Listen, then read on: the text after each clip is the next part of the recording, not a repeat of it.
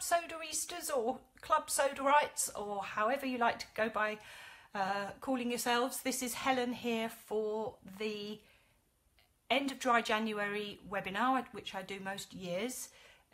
Doesn't just have to be about the end of Dry Jan, but the sort of timeliness of the date means that Laura suggested that that was what the topic was today. I'm going to just hang around here for a bit, just see who else joins. I see there's a couple of people joining. One may be UC, who's just hovering there. Hey Joe! I'll wait for a few more people to join because I haven't seen any other posts about the webinar tonight, so it may be that there haven't been so many reminders this time round. I also see Deborah there. Hi Deborah.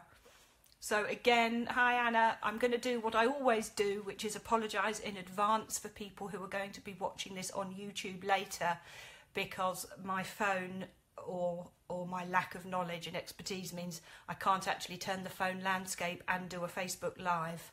I can only have it in portrait. So very sorry on YouTube later that there'll be black stripes down either side of this video. Hi Deborah. Some of you may have joined this webinar before. I did one around about the week before Christmas, something like that. And I do one around about this time every year because so many people tend to use January to do a dry month or an alcohol-free month, even if that's simply to do it for the challenge, or it might be to kickstart a much longer period of sobriety, or it might be a little experiment to see how things go alcohol-free. And lots of other people are doing it, so there can be more support at this time of year for having a dry month. So hi Michelle, a novice to me, but welcome. Looking forward to your feedback afterwards if you have any. Warning for people who might not know me or might not know the kinds of things I talk about. I am somebody who helps people moderate or control their drinking predominantly. I work in the NHS with people who need and want to stop and do.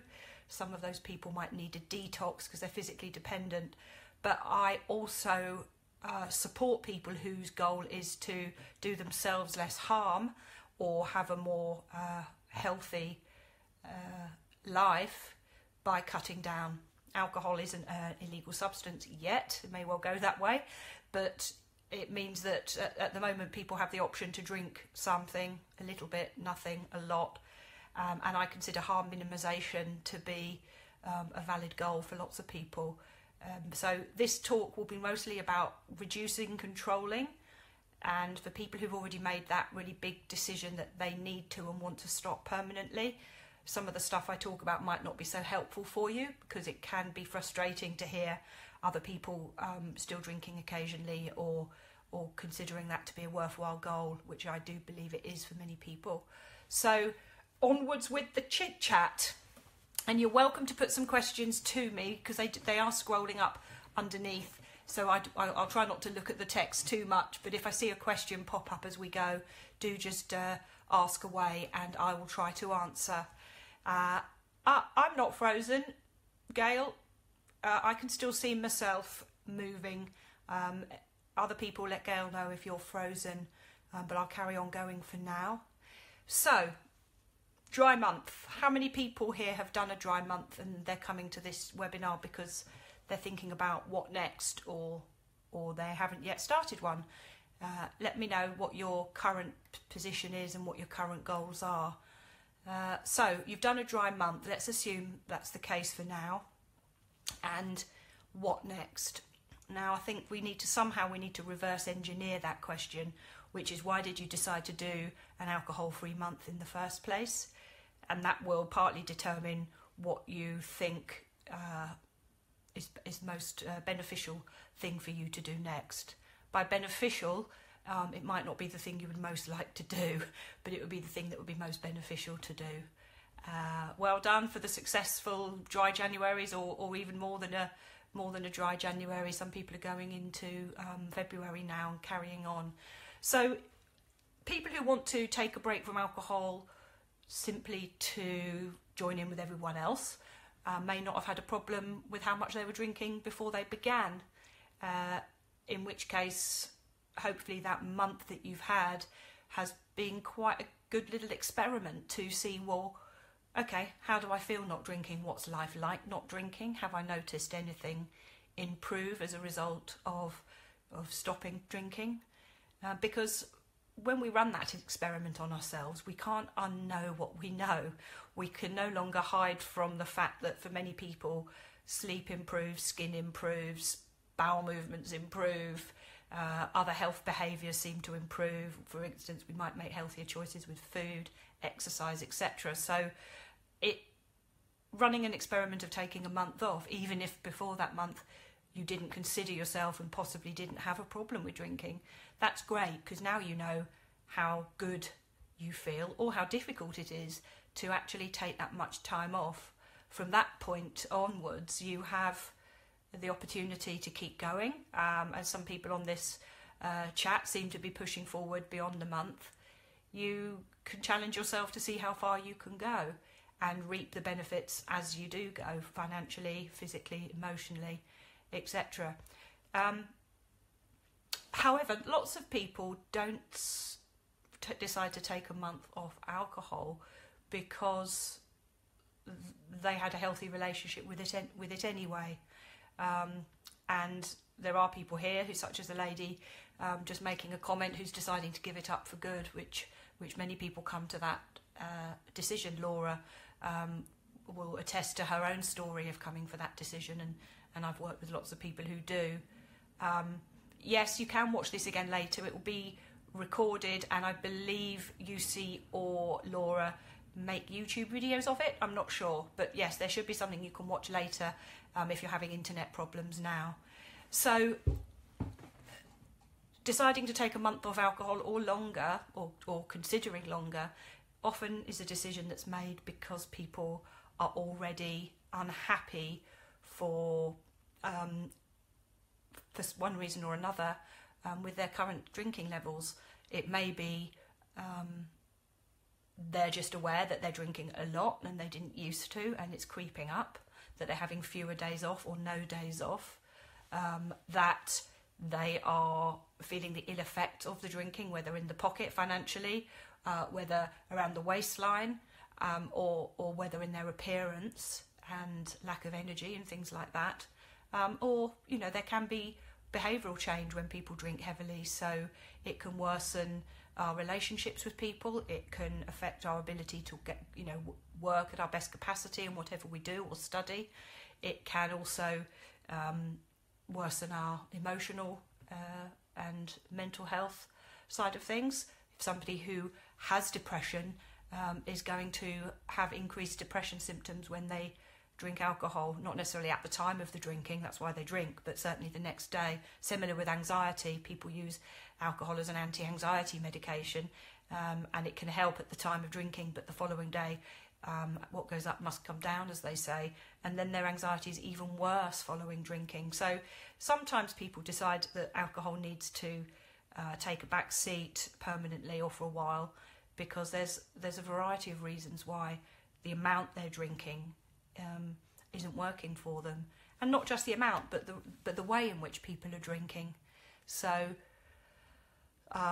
some of you may have read a bit about my story and the way I was drinking when there's somebody just making a comment there that anxiety and low mood did disappear after a week alcohol free, and I can say it till the cows come home to my clients that within a few weeks of giving up alcohol, mood issues are in the general population most likely to improve, not worsen. And also, people with severe mental health problems, which is not who I'm speaking to, not who I'm aiming this webinar at, they may find their symptoms do worsen when they stop drinking because they've been managing them with alcohol, but that's still a perfect opportunity to seek appropriate medication to manage, let's say, issues such as clinical generalised anxiety disorder and things like that, which there are many efficacious medications and therapies for, and people can be reluctant to take medication, but they're not reluctant to use alcohol to self-medicate. So sometimes it's about changing our thinking about what's the most beneficial thing to help with our anxiety or depression. rather than saying, oh, well, tablets are bad, but alcohol's okay, because the tablets often don't bring with them any of the other untoward consequences that alcohol can. So bearing in mind there can be lots of reasons why a person might get to the point of deciding to take a break from alcohol: behavioural, emotional, financial, relationships, just not living up to their values as a person. They're not able to enact their values as consistently when they're drinking heavily or more than they would like to be. My own story, getting back to it, is that I didn't like particularly the way I was drinking. I was drinking too much. I was drinking more than government guidelines. You know, they're a movable feast. They keep changing and coming down. But I was drinking daily to not manage a bereavement. And I was drinking alone and feeling more kind of sad and tearful in the process of drinking. And therefore it wasn't even helping me with that bereavement process, which is natural and which I feel that I just didn't really want to experience. So I was putting pause on all of that by drinking heavily. By heavily I mean daily, and I mean a bottle of wine, and I know people drink more or less than that. I'm not making any value judgment on what is and isn't heavy, because it's all about the individual's experience of drinking and what that does to them, and their own norms and their own cultural beliefs, and the beliefs and the norms of people around them as to what is considered heavy or moderate or normal or safe drinking. But I was drinking daily, a bottle of wine an evening. If I went out socially, which I didn't that much because I was isolating because I was bereaved, I wouldn't drink any more. I was somebody who was pretty much that amount of units of alcohol, 9-10 units of alcohol, ticked the box that I was trying to tick, numbed me to an extent, put pause on dealing with any feelings, enabled me to wallow in self-pity and cry, but not in a useful way. And it would just, after a year or so, that just took its toll, mostly, I think, on my emotions, because I, as a psychologist in training at the time, I realised I wasn't actually dealing with things at all, but certainly not in a healthy way, or in a way that was going to ever sort of come to an end, and I would have processed my feelings and moved on. I was lucky enough, because of where I was at in my training, that I was able to access personal therapy and use that to deal with some sort of residual issues from the bereavement. Bereavement's a natural thing, and sometimes people can seek bereavement counselling very early on in a bereavement when it's still a natural process going on. And I essentially sort of sought the bottle very early on, rather than experience these natural feelings. But personal therapy did certainly help me put a few issues to bed around that bereavement. It was my mother who'd passed away, and she was physically dependent on alcohol, and had also had schizophrenia for the majority of her adult life. So there were issues that I was dealing with in personal therapy that were more around my childhood, rather than her having just recently died, as it were. And I'm digressing and talking about me, which is selfish, but I'm trying to illustrate the fact that I decided that I needed to certainly take a break from drinking and then be a moderate drinker again, which is something I'd always been up to that point, because I was using alcohol in a way that wasn't useful or helpful, and that I recognised was actually a sort of dysfunctional response to a life event, not a functional one. And that's partly because of what I was studying and training to be. So you may not decide that your drinking is harmful because of the amount you're drinking, or because of the fact that it means you phone in sick for work or whatever. It may just be that you think, I'm not using alcohol, or I'm using alcohol in a way that's dysfunctional. I'm using it to manage my feelings or my loneliness or my moods, my stress, my anger. I'm not doing, although it is a social lubricant, as they say, that's often not how people use it. When they develop a problem with it, they're using it alone, and they're using it to change the way they feel, because they don't like the way they feel, rather than doing anything else about the way they feel.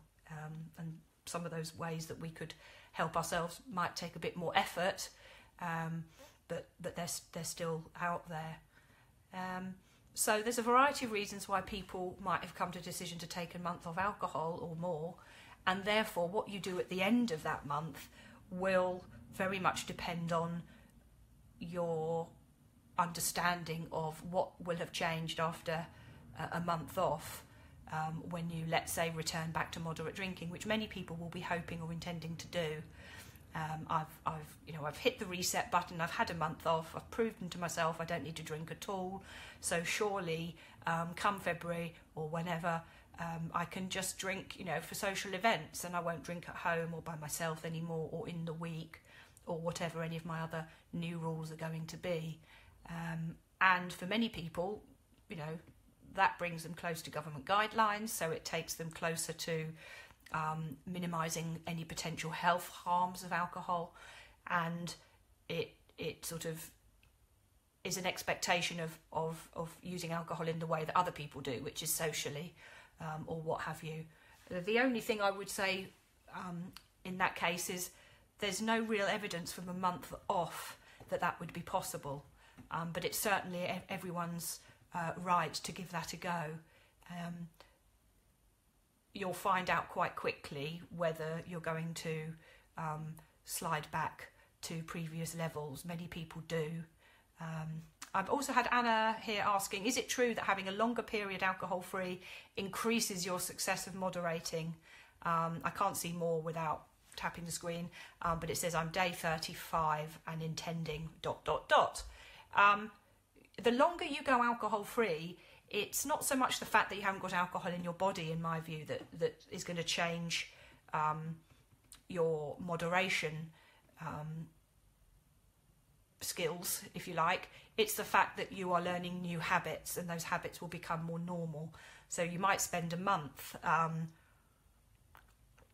really resisting lots of urges not to drink, changing your whole social life, not saying yes to a range of activities that you'd normally have said yes to, leaving things early, arriving at things late, going to bed much earlier, pampering yourself, etc. So a month off can actually be quite an unusual month for lots of people.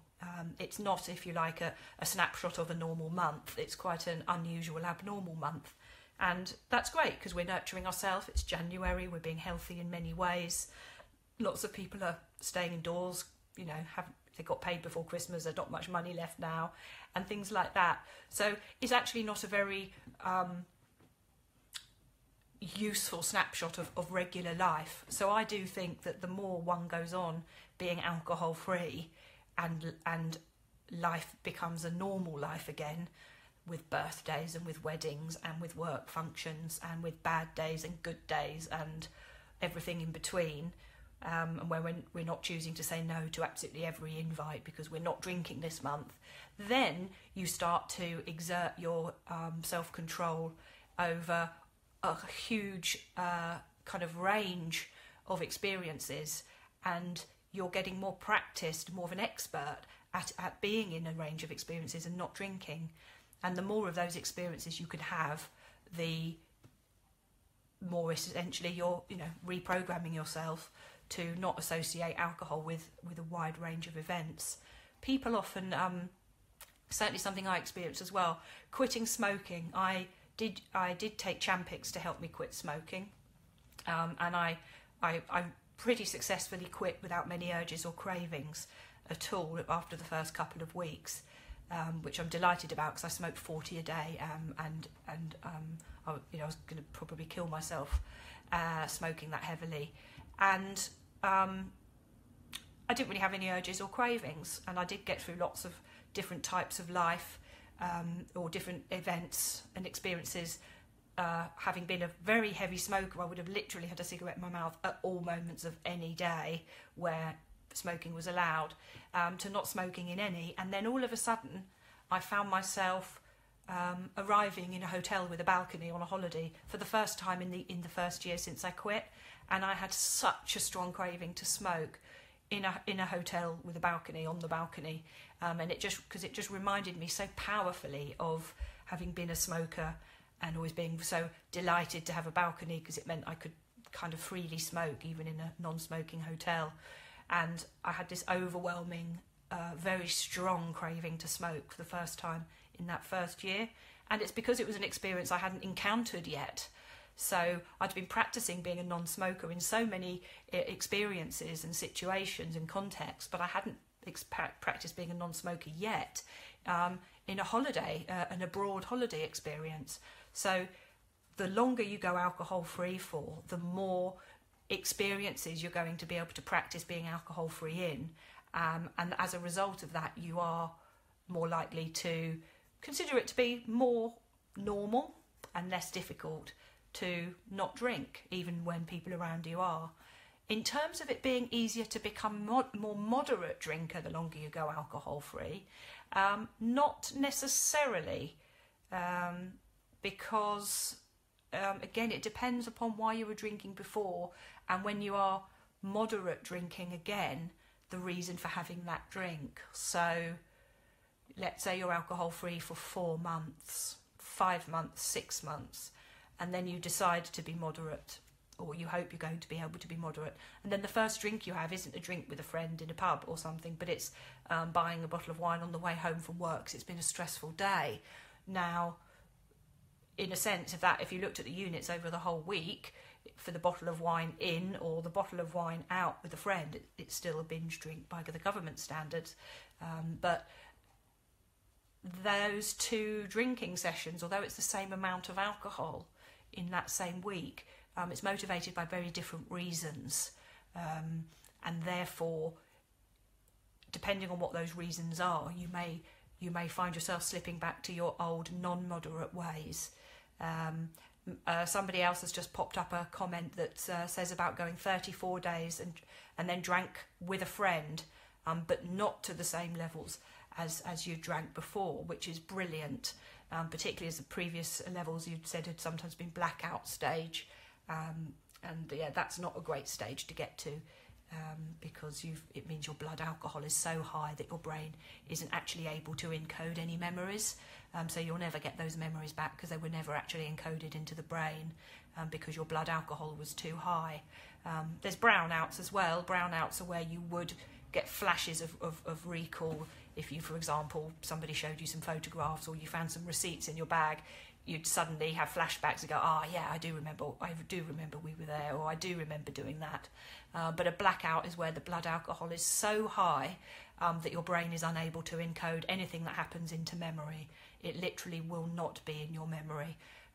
But it's why you can still remember your PIN number and your address, and you can get money out the bank and hail a cab and get home, because those kinds of pieces of information are in long-term memory, and blackout just affects your ability to encode new memories into your memory, but existing information is usually still there.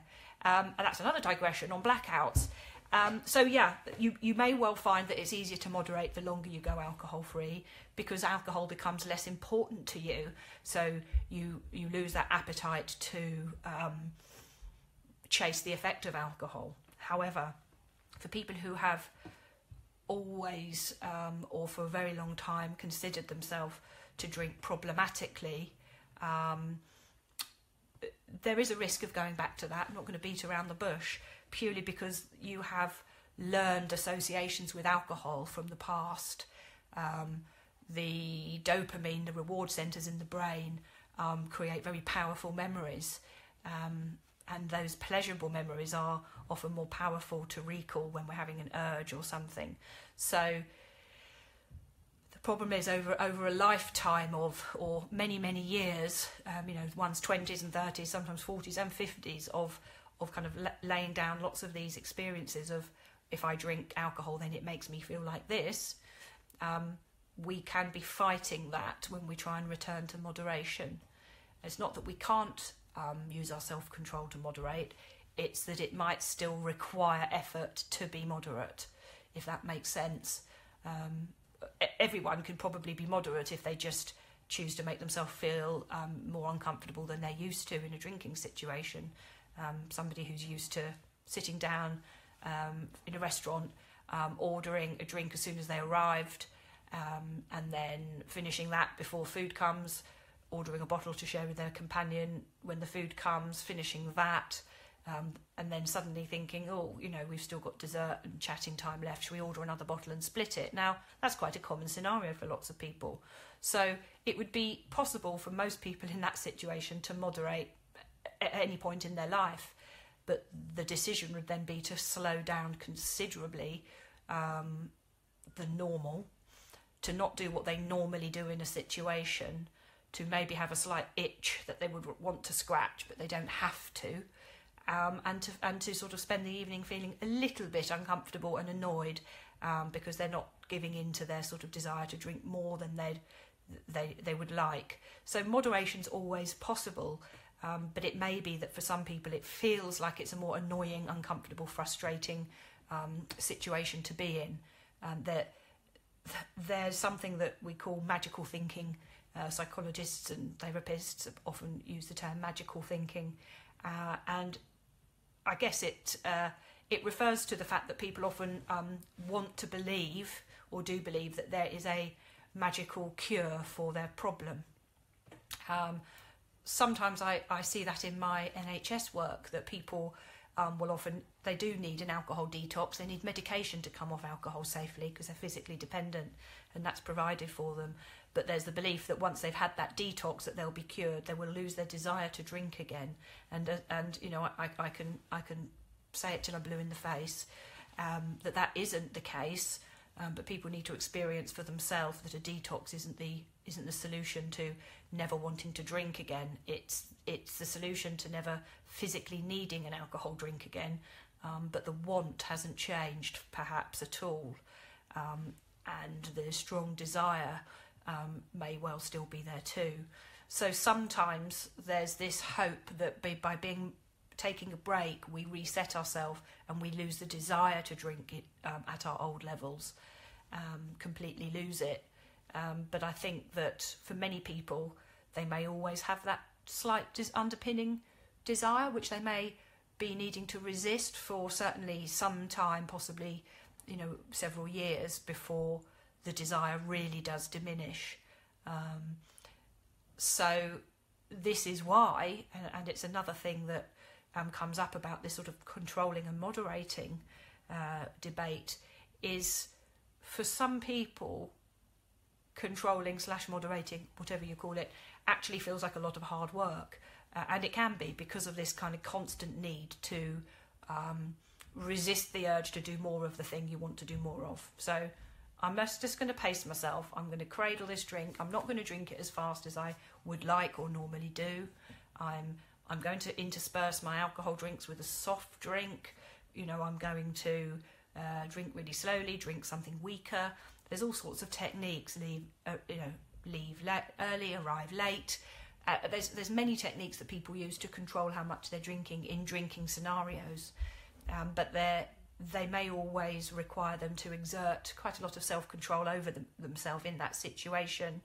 And yeah, somebody's agreeing, thank you, that abstinence can be a lot less stressful. I see it as abstinence is kind of like an on-off button, isn't it? The answer is just going to be no thank you, I don't drink. No thank you, I don't drink. Much like no thank you, I don't smoke. It's just a simple yes or no, and the answer's no. So for our brains, our simple brains, to remember there's just sort of one answer, and it's no. I'm not saying it's an easy thing to say to ourselves or others, but it's just one answer. It isn't maybe. And controlling is not binary. Controlling is anything from nothing to however much. And there's so many other factors. When, who with, what will I drink, how much of it, when will I start, when will I finish, how will I manage to stick to my goal, what strategies do I need to put in place, you know, what are my vulnerabilities, what about, you know, if something else comes up in the week that I wasn't planning on going to, and that's a drinking event, what am I going to do then when I've already had my drinking day this week, ... It could go on forever. There's so many micro decisions to be made about something like controlling. Somebody said my simple brain can only deal with alcohol free. Well, I think our brains need to be given simple heuristics and simple decisions to make, because when we give ourselves lots of opportunities to be varied in our response, it can get quite confusing. Now, The other issue is with controlling or moderating is that most people's view of controlling or moderating is I will have many days off in the week and I will only drink, let's say, twice a week. So that's great. So you're having 5 alcohol-free days and 2 drinking days. And if you drink moderately on those 2 drinking days, brilliant. You may well be quite within the guidelines, and that's also we know that there's much less risk of any of the health harms from alcohol by drinking at the guidelines, aside from any of the other possible harms that come to the individual. So you have 5 non-drinking days and 2 drinking days, let's say. Well, firstly, you've got to choose when those drinking days are, or else for many people, they'll say, okay, Monday and Tuesday. And then they get their drinking days done at the beginning of the week because they want to drink. And then they're left with 5 days in which to not drink, some of which might be social events and whatnot. So one has to be quite specific in one's plans, I think, if you're intending this sort of drinking twice a week kind of rule. Which many people go for. It's quite common, not in the week, not by myself, only social, at weekends, etc., which is all great. Now, let's say you're getting those Monday to Fridays under your belt brilliantly, or your Sunday to Thursday under your belt. You're managing to be alcohol-free. That's great. But the thing with being alcohol-free is our brain is sober on an alcohol-free day for the full 24 hours. So if we wake up in the morning and are sober, conscientious, future-oriented brain that can think about the long-term consequences of things and forgo short-term pleasures for long-term gains, that brain that can make the decision not to drink is sober all day long, and it's sober even in the evening when we're still not drinking. Even if we might have an urge to drink, our brain is sober and is stronger and can be an adult and encourage us to stick with our plan not to drink. Brilliant. Now, in the morning of a Friday, we're also sober, our brain is also sober, and our brain thinks it's a really good idea, because we're going to the work drinks after work for somebody's send-off, that we will drink tonight. It's a social event, it's a weekend event, it fits within our kind of new guidelines for moderate drinking. It would be nice to drink with those people, and I'm going to have 3 glasses of wine, and then I'm going to go home, and then I'll be really pleased with myself. That's brilliant. However, the minute you've had those 3 glasses of wine, or even 2, your brain is drunk. The drunk brain is involved, and the drunk brain is myopic, it's short-sighted, it prefers current pleasure over future benefits, even if that current pleasure is short-lived and may have consequences. It wants us to feel comfortable in the here and now, and we're going to make more childlike decisions than more adult ones in our best interest. So it can still set out to be a great goal to drink moderately, but the extra additional challenge of moderate drinking on the days we are drinking is we're drunk by the time we've had our allowance of alcohol. Well, not necessarily drunk as in falling over, but there's alcohol in the brain, and that will start to affect our decision making. So there is this additional challenge to moderate drinking, which is sometimes you're actually accepting that you will be, you will have alcohol in your brain, and when you have alcohol in the brain, old, more historic types of drinking behaviours might take over. The inability to say no, being a bit more cavalier about things. And getting swept up in the moment, even though at the very beginning of the day you had the best laid plans. So, yeah, stop. I know the key is to know how to say stop. There's some strategies that, and over the years I run a kind of a moderate drinking group also in an NHS service, and over the years, my clients have taught me so much about different techniques and strategies they use, and it comes up time and again that nights off alcohol are easier to achieve, if not easy, they're easier to achieve and successfully tick off than drinking moderately on the nights they do drink. And that is because on the nights they do drink, they're allowing alcohol into their brain. And I've had a whole range of strategies, and I sometimes call it, I don't know if people have seen the film Paycheck, where Ben Affleck has to post himself clues from the future so that his past self can find the clues. And anyway, I think we have to paycheck ourselves sometimes. If you're the kind of person who thinks that the evening could get carried away, or they could get carried away, or their resistance could be lower. Paycheck oneself so that you kind of create strategies to remind yourself what you're trying to achieve, or that just mean you achieve it anyway. You know, simple things are like not having any cards with you and only having £10, something like that. You could just, you know, arrange, I think Laura suggested it in the past, or maybe one of my clients did, arrange your food delivery to come at 9 p.m. so you kind of have to leave the pub at 8:30 because you've got to get home for 9.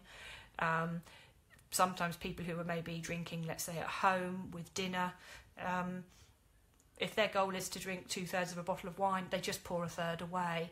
People wince about how much of a waste of money that is, but the alternative is that they drink it when they didn't intend to drink it, and then they've spent that money anyway.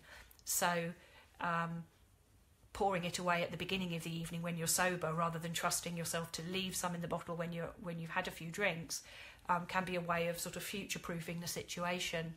As can, you know, one of my clients regularly meet somebody once a week, and they like their real ales and things like that, so they go to these kind of pubs that have lots of things like that on tap. But he will not always get the first round in, and he will order himself a pint of an alcohol-free ale and buy his friend a pint of ale. So but their drinks look identical, and he's not having to entertain a discussion about why he's trying to cut down or be moderate, or potentially open himself up to, you know, a stressful discussion about it that he doesn't want. He just wants to see his friend and chat. So then when his friend gets the next round in, his friend does get him an alcoholic drink. And then when it's his round again, he gets an alcohol-free one. And therefore, on his rounds, he's buying alcohol-free, but it looks the same. It looks like a pint of ale. When his friend buys the round, it's alcohol. So he's actually halving what he would normally drink by stealth, really. But that's nobody's business but his. And I thought that was quite an interesting strategy as well. You know, whenever it's your round, you can always buy yourself something alcohol-free that looks like alcohol, at the very least. There's then this sort of, I suppose, taps into the other issue of honesty and bringing other people into what you're trying to do. I am by no way advocating lying to everybody one knows or fibbing. I don't consider it to be shameful that somebody's trying to drink less or stop drinking and something that they need to hide. And therefore, you know, the degree to which you are alcohol-free or being moderate by stealth is totally up to the person. They might not feel that it's honest to pretend they're drinking alcohol when they're not. But for other people, they found that actually avoids a lot of what they would consider stressful and not enjoyable conversations on a night when they're trying to be unstressed and enjoy themselves, and they're just not really willing to enter into but why are you cutting down? You're not an alcoholic, are you? But you've lost loads of weight. You can have a drink now, can't you? Etc. They don't want those discussions. So it's better if people just don't know that they're cutting down, or the drink in their hand's actually alcohol-free. Somebody's just asked a question. What's the difference between alcoholic and binge drinking? Well, the sort of term that's sort of used more now is that somebody is alcohol dependent, physically alcohol dependent. By that I mean if they tried to stop drinking by themselves, they would pretty quickly, e.g. within a 24-hour period, certainly notice things like tremors of the hand, if not whole body shakes, and quite profuse sweating. That would be at the very lowest end of the symptoms, but the symptoms can be quite extreme, including hallucinations, the DTs, and fits and seizures. So physical alcohol dependency is the point at which the body literally needs alcohol to function. The central nervous system is going into shock, really, when alcohol is not present in the system, or has left the system for too long. So the treatment for physical alcohol dependency is, in most cases in this country or in most other countries, called a detoxification, which is a sort of about a week-long regime of medication. Something like diazepam is often used, which reduces the symptoms of sweating, shaking, anxiety, and the risk of fits and seizures. So there's physical alcohol dependency, which is a situation that you really shouldn't be attempting to stop suddenly by yourself. It would feel very unpleasant if you did, but could be dangerous too. Then there's people who are not physically alcohol dependent. I would say I got to the point where I wasn't physically alcohol dependent when my mum died, but I was drinking every evening and I was drinking the same amount.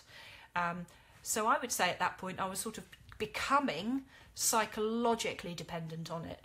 I was using it as a psychological crutch most evenings to just change the way I was feeling.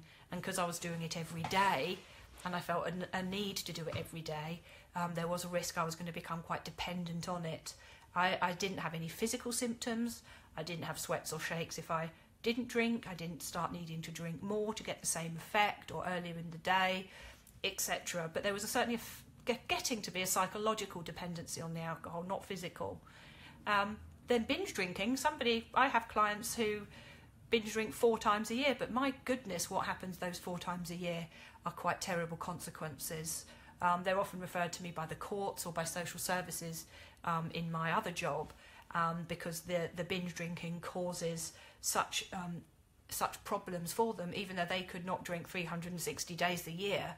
When they do drink, they drink in an incredibly kind of compulsive way with no off button, as they would say. Blackout will then ensue, which means they often don't even remember the things they did in that binge drinking phase, which can be really difficult because they're being punished for something they don't remember doing. Not that they shouldn't be, but they literally don't remember doing it. So they're really struggling to come to terms with what they were like when they were drinking on a binge. So binging for many people will actually involve blackout at some point because the blood alcohol content gets so high that the brain, like we said earlier, just starts just being able to do basic functions, so it will stop encoding new experiences into memory and things like that. So binging for some people can be something they do very, very rarely. They don't really have any desire to drink in between binges. They don't drink at home watching telly, or they wouldn't necessarily drink when they went out to dinner. But when they drink, and it may not be for any reason other than it's a stag do or something, they just drink incredibly heavily. They're not drinking necessarily because they're unhappy to begin with, but they have this sort of more compulsion, incredibly sort of chaotic drinking style when they drink. So I hope that's explained it a bit. Physical alcohol dependency is something that anyone who's been on this who's been doing a month or more, or some of you amazing people have achieved, will hopefully have not experienced any adverse effects when you did do that first day or two. But if anyone who's trying to take a break and they do experience sweats and shakes and things like that, it's probably best to go to your doctor if you can and see what help's available for sort of coming off alcohol with medical support. It's sometimes the best way to do it for some people. So I hope that's answered some questions. Thank you. Yes, thank you for your comments below. So I think when we're getting to moderate and controlled drinking, okay, I've taken a break. Why did I want to take a break? Were there reasons I wanted to take a break? Have those reasons gone away now? Has that break from alcohol shown me exactly what life without alcohol's like? And are there parts of that life that are actually better? Lady much earlier on at the beginning said anxiety, mood issues of anxiety and low mood improved within a few days of not having a drink. And for other people, the same is certainly the case after 1 or 2 weeks. So once you learn that, then by entertaining the idea of drinking moderately, you are entertaining the idea also of seeing those things that improved deteriorate again. That's the fact, isn't it? That if your mood improved or your anxiety improved without drinking, and you're entertaining the idea of drinking again, as legitimate as that is for you to entertain, there also that risk, well, maybe when I do drink I'll have bad anxiety the next day. Am I willing to allow that back into my life? Is that helpful for me? Is that logical for me to think about? And it may be. For everyone, we balance the risk-reward, don't we? It's a cost-benefit analysis. Lots of these decisions involve a cost-benefit analysis. We're just not very good at making them sometimes to serve our long-term benefit. We often make them to serve our short-term gain, really, our short-term pleasure. So think about why you wanted to take a break, and if it's sort of realistic, rational, helpful to introduce it back into your life in some way. Think about whether you are what you really mean by moderate drinking, because sometimes people aren't very specific, and it's important to be specific, because then you'll know if you're not sticking to your plans, if actually you're slipping back into something that's a bit less under your control. So one of the comments I often say in these moments is that, you know, for many people, they get to the end of dry January and they say, okay, well, yeah, I'm going to go back to more moderate drinking. I'm not going to drink in the week. I'm just going to drink on Fridays and Saturdays, blah, blah, blah. Okay, what are you going to do when dry January's over? Oh, I'm going to have a drink to celebrate. Well, the 1st of February is a Thursday. So that's actually already you're breaking your rule of only drinking on a Friday and Saturday. So do you see what I mean? Notice when you keep breaking your rules, because that might indicate that actually, you know, you're going to be struggling with moderating, because you keep moving the goalposts on what that means for yourself. But it's certainly possible, but it might just mean being uncomfortable, not drinking on the 1st of February because you've done a month and you want to celebrate it, because the 1st of February isn't a weekend and your plan was to only drink at weekends from now on. So, you know, challenge yourself, you know, have a laugh at yourself too. We're all human. We do this to ourselves all the time, okay? We tie ourselves up in knots and we try and give ourselves permission to do the things we want to do. But the adult, you know, our adult selves need to sometimes intervene and say, hang on, that's not what you planned. You planned on drinking at weekends, not on Thursdays. So, and, you know, somebody's just commented there that they've done 2 dry months, possibly more in the past, and returned to square one. And lots of people do. It's not a sign of weakness.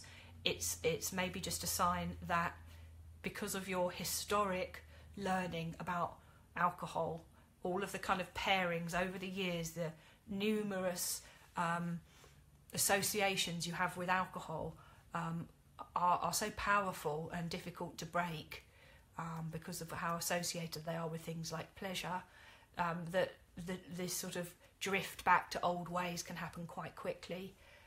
So don't punish yourself for that. In fact, it might be more punishing in a way to keep trying to return to moderate drinking. It might be, as somebody said earlier, it should be easier to go alcohol free, because it's just like a decision. It's just the switch is off, party's over, been there, done that, I'm over it. You know, my life's different now. I don't drink. And interestingly enough, people do that with a lot of other substances, not with alcohol so much, but many people will try cannabis when they're younger, try stimulants like cocaine or speed when they're younger, or ecstasy, party drugs. People, not everyone, but many people will experiment with or try all sorts of stuff at different times in their life. But the majority of people, you know, evidence, research shows, the majority of people get over those substances themselves. Yes, some people chronically use those substances for long periods of time and do need help to come off them.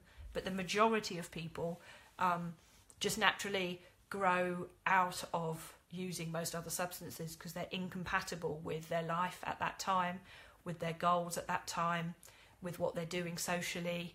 You know, the minute you stop going clubbing or raving, many of those substances become rendered almost pointless. And people move through phases with other substances, but alcohol's a lingerer. It certainly hangs around a long time, possibly because it's legal, it's available, it's affordable, nobody's committing a crime to buy it, and therefore it's easier to get and to do without worry. But also I think it's sort of has had a very powerful hold over people's memories when they've been using it for a long time. So perhaps if you keep reverting back to your old ways after periods of abstinence, maybe, you know, a longer break would be good, and maybe thinking about just not doing it anymore might be a new phase of life.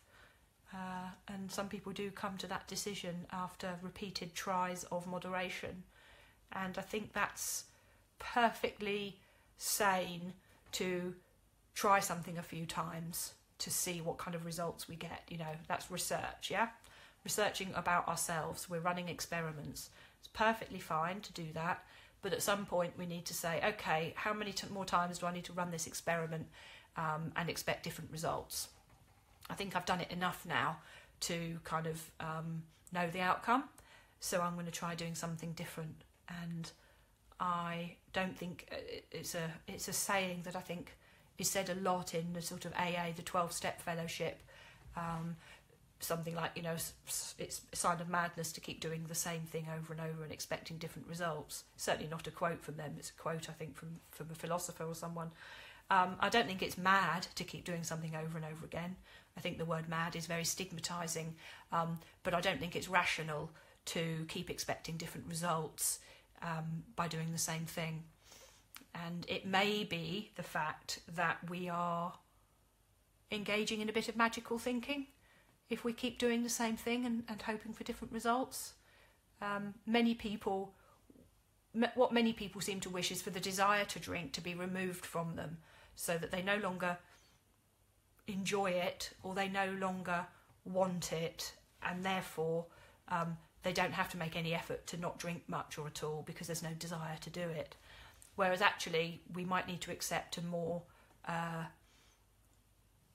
realistic reality that the desire and the want may still be there, maybe not as strong all the time, but it may still be there, and we're going to resist our urges anyway, rather than wishing to not have any urges anymore. We accept we're going to have some, but we choose to ignore them instead. So think about whether you've had some magical thinking in the past about being cured of this sort of desire to drink a lot or drink more than others, and whether there is really a cure, or if it's about your actions now. If you act like somebody who wants to drink less by drinking less, you will achieve what you want, which is hopefully for most of you, you're hoping for a happy, healthy life, and that's certainly what I wish for everybody. There is the option to moderate drink. I'm not peddling abstinence in this particular webinar, but I think that moderate drinking for some people is an experiment they've tried a few times, and therefore it might be time to try a different way of life and see how that goes, and reflect on that and see if that's better or worse or no different, and try and be flexible in your thinking about the way to go, and make decisions just for you, not based upon what seems to be working for other people or other people would want you to do.